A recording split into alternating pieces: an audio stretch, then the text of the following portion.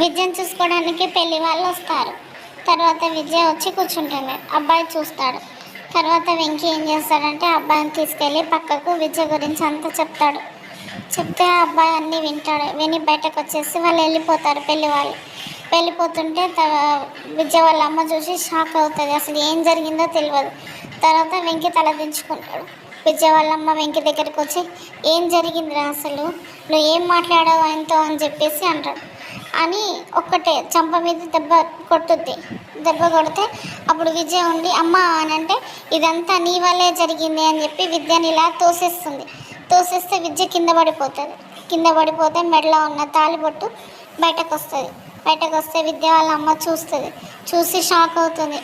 ఇదేంటి నీ మెడలో ఈ తాళిబొట్టు ఏంటి అని చెప్పేసి అంటే వెంకీ ఉండి అంటాడు కదా, ఇది ఏది కావాలని జరిగింది కాదమ్మా అని వెంకీ అంటాడు. అప్పుడే ఇంతలో విద్య ఏదో చెప్పబోతుంటే వాళ్ళ అమ్మ కోపంతో నోరు ముయ్యి అని చెప్పేసి గట్టిగా అరుస్తుంది. అసలు ఏం చెప్పబోతుందో, అసలు వాళ్ళ అమ్మ ఒప్పుకుంటుందా ఒప్పుకోదా, వాళ్ళు నిజం చెప్తారా చెప్పారా రేపటి ఎపిసోడ్లో చూద్దాం.